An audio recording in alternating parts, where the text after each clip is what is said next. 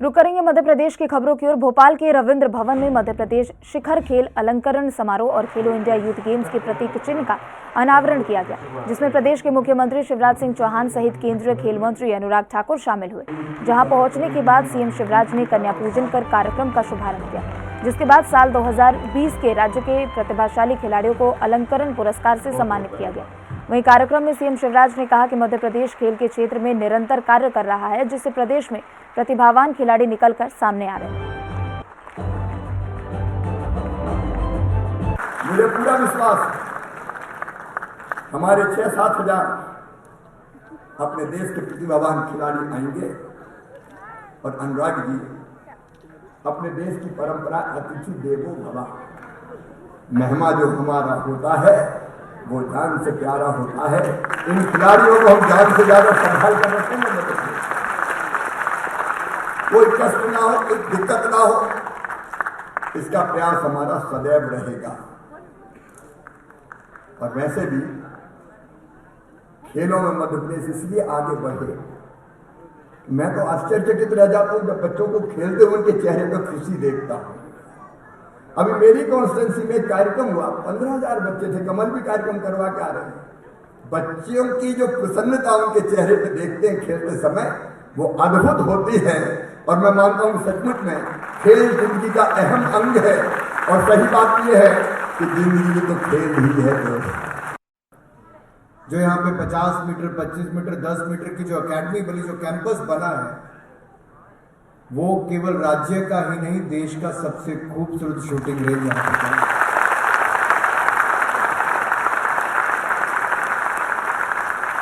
एक्वेस्टेरियन, जिसको घुड़सवारी आप कह लीजिए, घोड़ों से जुड़ा हुआ खेल, बहुत कम राज्यों में, बहुत कम एसोसिएशन देखने को मिलती है।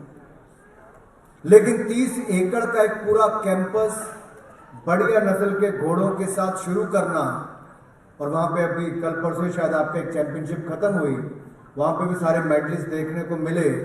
मैं कह सकता हूं one of the finest centre of the equestrian किसी राज्य ने बनाया। आपने बहुत बड़ा काम इस प्रदेश के युवाओं के लिए किया है, इसलिए मैं युवाओं और खिलाड़ियों की ओर से आपका दिल की गहराइयों से बहुत मुख्यमंत्री शिवराज सिंह चौहान उज्जैन पहुंचे, जहां उन्होंने उज्जैन के कानीपुरा में प्रधानमंत्री आवास योजना के तहत बनाई गई सुजलाम आवास का लोकार्पण किया। साथ ही सीएम ने प्रधानमंत्री आवास योजना के तहत बनी मल्टी में निर्मित 152 ईडब्ल्यूएस आवासीय इकाइयों के गृह प्रवेश कार्यक्रम में भी शामिल हुए। इसके साथ ही सीएम शिवराज ने कन्या पूजन कर कार्यक्रम का शुभारंभ किया। इस दौरान सीएम शिवराज सिंह चौहान ने कहा कि आज हमारे कई गरीब भाइयों बहनों को रहने को घर की सौगात मिली है और हमारा संकल्प है कि कोई भी गरीब बिना घर के नहीं रहेगा। मध्य प्रदेश में कोरोना नियंत्रण की तैयारियों को लेकर अस्पतालों में मॉक ड्रिल की। प्रदेश के स्वास्थ्य शिक्षा मंत्री विश्वास कैलाश सारंग भी भोपाल में हमीदिया अस्पताल में मॉक ड्रिल में शामिल हुए, जहां उन्होंने बताया कि oxygen generation, ICU, PICU, oxygen bed और दवाइयां समेत अन्य व्यवस्थाएं दुरुस्त रखने के लिए मॉक ड्रिल की गई। इसके साथ ही उन्होंने कहा कि अभी प्रदेश में कोरोना की स्थिति पूरी तरह नियंत्रण में है। पिछले 4 दिनों से एक भी पॉजिटिव केस नहीं आया।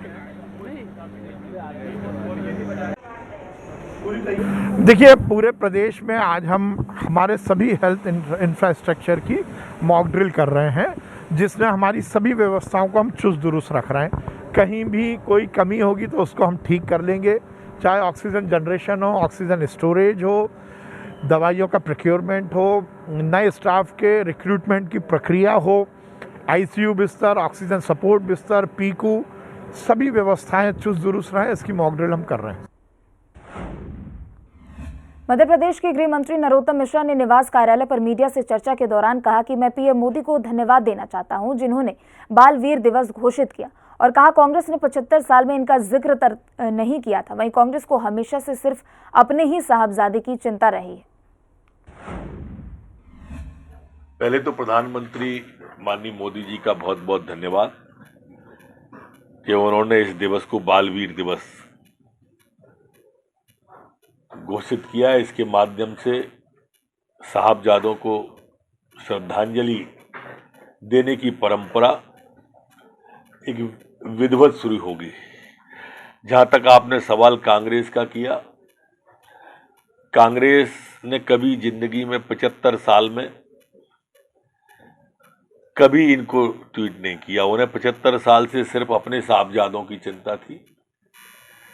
एक दिल्ली के साहबजादे से लेके छिंदवाड़ा के साहबजादे, छिंदवाड़ा से साहबजादे से लेके राधोगढ़ के साहबजादे, राधोगढ़ के साहबजादे लेके सीधी सिंगरौली तक के साहबजादों की चिंता रही उन्हें इन बलिदानियों की, देश पे जान लुटाने वाले साहबजादों की चिंता क्यों होगी।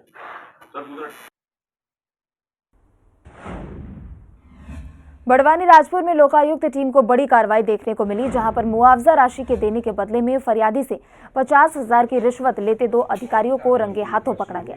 दरअसल मुआवजा राशि करीब 23 लाख से अधिक के बदले 3,37,000 रुपए की रिश्वत मांगी गई थी। वहीं पीड़ितों ने इसकी शिकायत लोकायुक्त पुलिस इंदौर को की, जहां शिकायत की जांच के बाद लोकायुक्त पुलिस ने जाल बिछाकर आरोपी सुरेश बरोठा को रिश्वत की पहली किस्त 50,000 रुपए लेते हुए रंगे हाथों गिरफ्तार किया। साथ ही एक अन्य आरोपी प्रकाश कुशवाहा को भी सह आरोपी बनाया गया।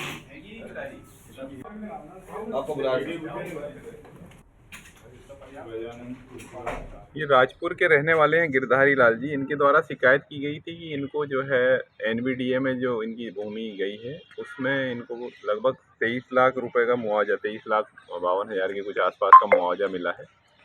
उस मुआवजे की राशि को दिलाने के लिए जो एक फर्म है जो एनबीडीए में काम करती है, डैम बनाने का, नहर बनाने का और जो एनबीडीए राजस्व से संबंधित सारी जो भी प्रक्रियाएं हैं उनको सब पूरी करके और किसानों को मुआवजा दिलाने तक की कार्रवाई जिसको दी गई है वो फर्म है एकेटी, भोपाल की फर्म है। उसके द्वारा उसमें एक उनके कर्मचारी हैं यहाँ काम करने वाले, जिनका नाम है सुरेश बरोठ।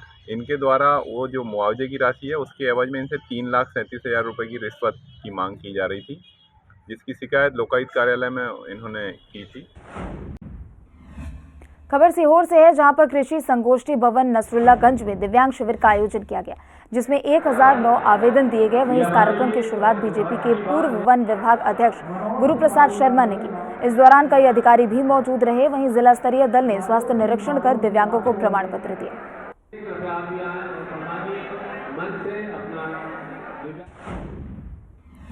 तो वहीं धार में कांग्रेस कार्यकर्ताओं ने खाद की समस्या को लेकर कांग्रेस भवन से ट्रैक्टर रैली निकालकर विरोध जताया। कांग्रेस कार्यकर्ताओं ने एसडीएम कार्यालय पहुंचकर ज्ञापन सौंपा और कांग्रेस कार्यकर्ताओं ने मांग किया कि नवंबर में गेहूं, चने, मक्के की बुआई शुरू हो चुकी है, लेकिन व्यापारियों के पास यूरिया, डीएपी खाद नहीं है, जिसके कारण किसानों को खाद के लिए भटकना पड़ रहा है। वहीं कांग्रेस ने खाद उपलब्ध कराने की मांग की।